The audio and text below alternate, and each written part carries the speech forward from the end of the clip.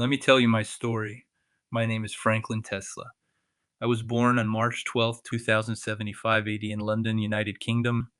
My father's side of the family were somehow the distant descendants of Nikola Tesla who've held on to his surname. After all, Nikola Tesla is one of the most important people in history who modernized humanity, along with Michael Faraday earlier, who is credited for inventing the engine and generator, among many other things. I was fascinated by my great ancestor and inspired by him as well, ever since I could remember. One of my very first memories was of my father telling me about Nikola Tesla, how he revolutionized technology and brought us into the modern age due to his patent for alternating current electricity, which is still the standard today. I guess my father thought it was funny to give me the name Franklin, like the famous inventor Benjamin Franklin, who was also one of United States of America's founding fathers. I don't think that my name harmed me in too much of a significant way. Ever since childhood, I have loved science. However, up until high school, I was bullied. Those years passed very quickly as I went through my formal schooling far quicker than my peers and was always the youngest among the students. I loved science very early on in my life and decided for it to be my life's passion, to once again help humanity the way my ancestor Nikola Tesla has done with many inventions which have revolutionized the world. I was always the best student in any science class I was in. However, my one weakness was in art and more specifically drawing. I couldn't draw a perfect stick figure, even if my life depended on it. By 19 years of age, I had a PhD in theoretical physics from Oxford University, as well as managed to get several different bachelor degrees in the process by taking tests after reading books on chemistry, engineering, biology, computer sciences, mathematics, and really any scientific or research material that I could find. At 23 years old, I was hired by the old JP Morgan company to do an extensive study in game theory models. When I completed the task I was then nominated for a Nobel Prize in economics. And guess what? I actually got it. I was now not a joke of two great inventors into one, but the real deal. I was a household name around the world as Sir Franklin Tesla, after getting knighted in England by the Queen herself. I was now world famous and rich, so I started my own invention company laboratory. One of my favorite films as a child was an old classic film called Back to the Future, which had three parts to it, starring classic actors such as Michael J. Fox and Christopher Lloyd. Ever since I saw this movie, I have been fascinated with the idea of time travel. So, in my lab, one of the secret projects I have been working on was creating a time machine, something which was thought to be impossible ever since the beginning of time. It was experimented with in the early 2050s. But all experiments turned out to be catastrophic. It was widely known that the wormholes which were created did not go all the way to the time that the traveler was meant to go. Each time the traveler got stuck in the space in between time, which was inside a wormhole and in another dimension.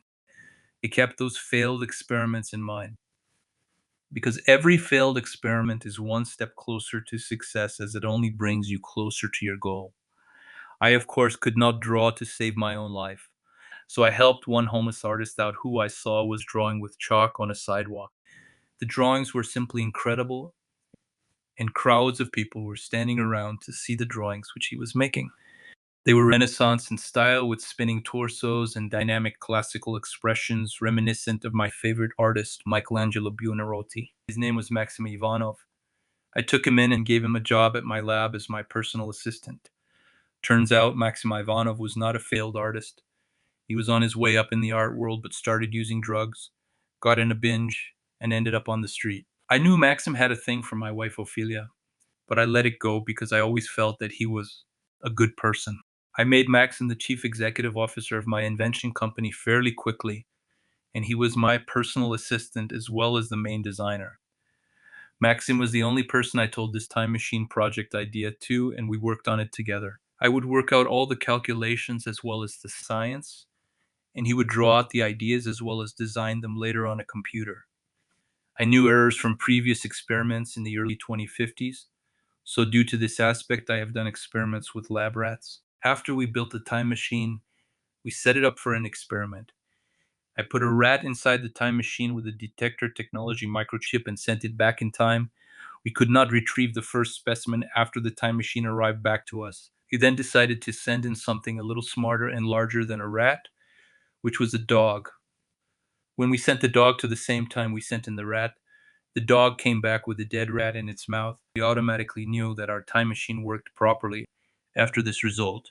I imagined all of the things I could do with a time machine, like prevent wars and genocides from happening. But every time I think about it, the paradox in this situation is, had I changed the outcome before it occurred, there might have been more catastrophic events which would have taken place instead. Sometimes humans learn from historical events and would like to have the power to improve the past for a better future.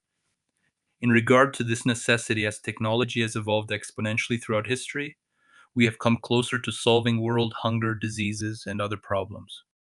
One theory on the paradox of time travel is that if you change something in the past, it may cause a chain reaction affecting the future you left. Regardless of how small this change is, the impact on human interaction postulated by quantum physics theory, with layers of dimensions going all the way up until the 10th dimension, might be huge. This was all an untested theory. I did not know how my actions might change the timeline, but I had to try.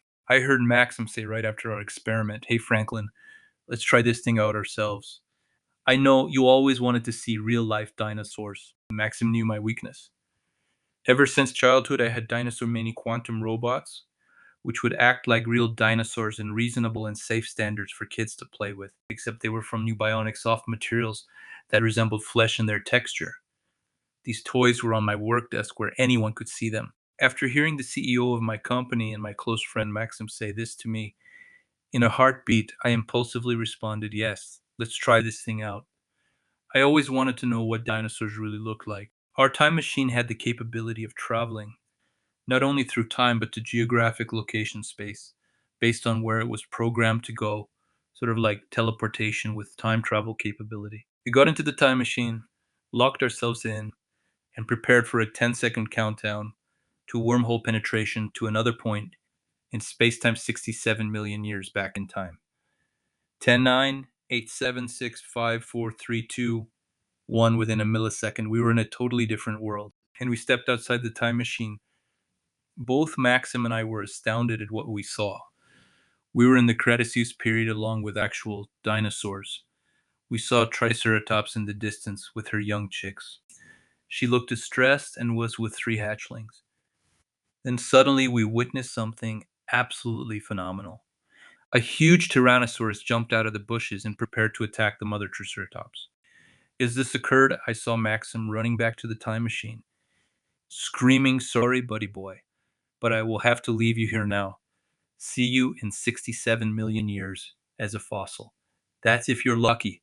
I screamed, "You ungrateful, selfish jerk.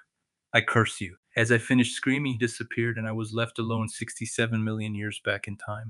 Now my focus was purely on survival, but I turned back to see the epic battle between a Tyrannosaurus and a Triceratops, mother defending her young chicks.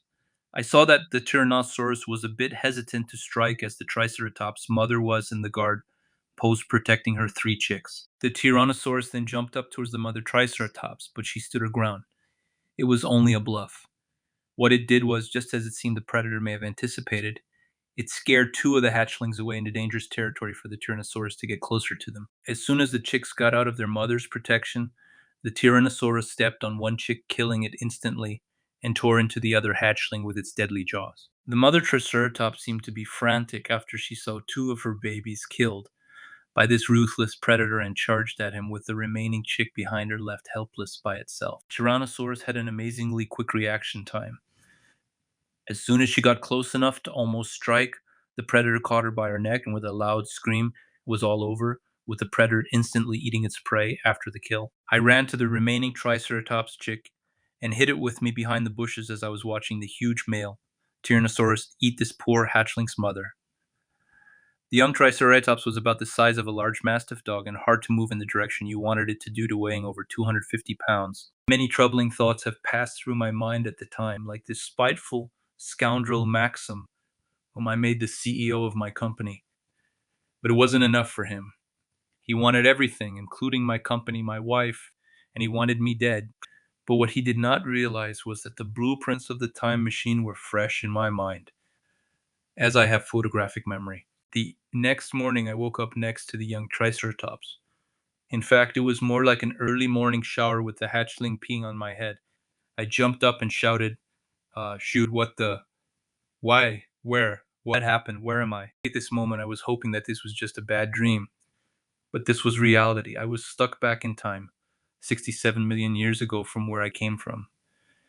I sat around, looked at the Triceratops chick who was eating grass by me, and decided to call her Ophelia after my wife's name. I meditated and realized that I do have a plan to try to fix this. After all, I am the one who invented the time machine. Gathering all the materials needed and creating tools from absolute scratch would require me to work at least 15 hours a day gathering food as well as essential materials to make my own lab to recreate this time machine from the sources around me. I calculated that with working every day, dedicating 15 hours each day, with no breaks, it would take me about 45 years to recreate the time machine. And that's if I was lucky to gather all the materials needed. My lab would be in a cave on top of a hill where nothing lived, and nothing could reach me for my own safety. Ophelia would just be around the area in the valley where I would see her every day. I didn't have many problems staying out of the way of large predatory dinosaurs, as I was significantly much smaller. I would mostly not be noticed, as I also knew that in case a large carnivorous dinosaur was in the area, I would have to hide and be still to avoid being spotted. I read this in a paleontological study a while back that dinosaurs mostly detect movement. Good thing I was a vegetarian back at home, so it wasn't too hard to adapt to all the vegetation and possible eggs that I could find. I limited my intake of dinosaur eggs because I wanted to have the least amount of impact on the distant future with my actions. As the years went on, I was closer to my goal. I first created simple tools from scratch, such as the wheel, hammer, and so on, from which I eventually was able to harness the first electrical tool. This was pure dedication for me. All this time, I could only think about Maxim with my wife, in my house, and owning my company. There is no way I would allow this. I now rode Ophelia on her back. She grew up to be a big Triceratops and was a faithful companion the whole time I've known her. Dinosaurs were kind of at a similar intelligence level as dogs or horses. When Ophelia died 25 years subsequent to my arrival, due to getting stuck and drowning in a swamp, I unfortunately couldn't help her get out because of her massive size. 30 years passed and I was 55 years old, still working on my goal and still around 15 years away from technically being possible to recreate my own time machine. Now I was all alone, thinking about both my late pet companion Triceratops and my wife Ophelia, 67 million years into the future. I was still stuck back in prehistoric time, lonely, with only my own thoughts and revenge on my 15 years passed like the wind with me, just concentrating on everything that had to get done. I was now 70 years old, but I was full of energy living in an atmospherically clean world, breathing fresh air, eating fresh vegetation, and working hard every day. I finally achieved my goal and recreated my time machine from the materials, which I gathered as well as processed throughout the 45 years I've been stuck in the Cretaceous period. I calculated the exact second when Maxim left me, and then put the time machine to travel to that time. I engineered this new time machine for single use on purpose so Maxim couldn't possibly utilize it. I stepped into the new time machine and scheduled it to travel to the precise time Maxim left me 45 years back. Within a millisecond, I was there. As I saw Maxim running and yelling those things I heard him say 45 years ago, he suddenly stopped and saw an old man with a long beard. Maxim was shocked and baffled to see the 70-year-old me blocking his path to the initial time machine. With a handcrafted gun, I shot him in the leg before he could get back to the first time machine. Maxim fell and screamed due to the pain he was in. I said hello again before you get a chance to leave me here. Through sheer willpower, I managed to outdo you as a better man. Since when did you think you were smarter than me? As I said this to Maxim, I saw the 25-year-old me running to the original time machine I built 45 years ago and leave Back to the Future. That's as far as I could remember about this incident. The space-time continuum automatically changed. Next thing I recall, I woke up in the morning next to my wife Ophelia. She was still sleeping and I didn't want to wake her up. I kissed her on the cheek lightly as I really missed her. The 45 years I was stuck in the Cretaceous period. It all seemed like a bad dream which lasted a lifetime.